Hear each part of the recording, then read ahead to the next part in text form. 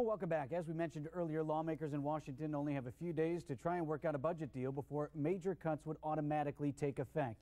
With more on the latest on this budget battle, we're joined today by Brian Deese. He's the National Deputy Director of the National Economic Council. Brian, thanks for taking time with us today.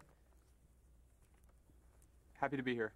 Well, let me start you off with this. If the sequester were to take full effect, which means about, what, $85 billion in these cuts, spending projections still show that the U.S. government would spend $15 billion more this year than we did in 2012. So where are all these drastic cuts coming from?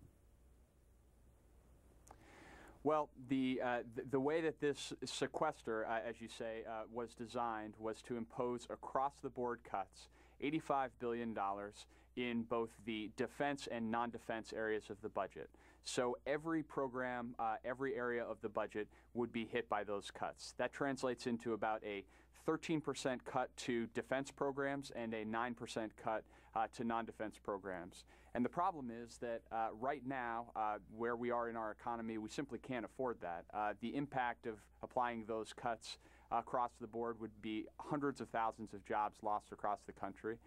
And in states like Wisconsin, you're going to feel that impact ripple through the local economy. And you know, there is a smart way to reduce spending in Washington, and the president has supported already signed into law more than $1 trillion of spending reductions and is proposing to do more.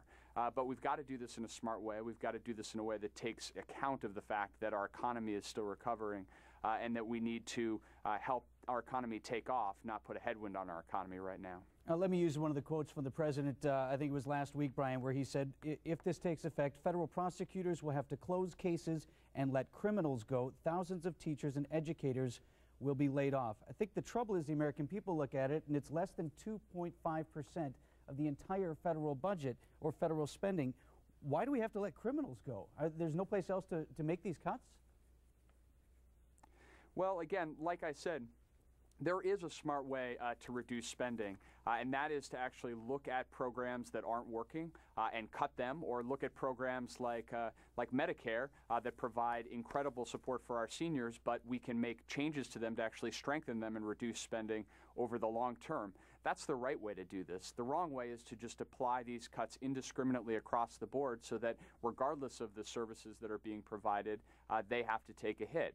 And, you know, to be very concrete, you're talking about reducing education dollars to the state of Wisconsin by $8.5 million. You know, the estimates are that that would mean that you've got to eliminate nearly 1,000 Head Start slots across the state of Wisconsin. I don't think it makes a lot of sense to tell families in Wisconsin that they've got to go and look for different opportunities to send their kids to preschool when they themselves are trying desperately to stay on the job and earn a living for their families. But the problem with the way that these cuts are designed is that there's no alternative. You have to cut across the board. So there is a smart way to do this, and your point is well taken. We do need to do more to reduce spending. The president's ready to do that, but we've got to do it in an economically smart way. Brian, I have about 50 more questions, but apparently they're telling me we're out of time. So I do appreciate the time you did spend with us today, and we'll see how it turns out. Thank you. Great. Happy to do it. All right, we're going to make a very easy transition here now to the storm team forecast. There's no way to do that, so we'll send it right over to Brian Goddard. We could cut spending if they would cut your budget if it would stop snowing. I mean, it's like every other day this month. December and January was quiet. Now all of a sudden we're putting salt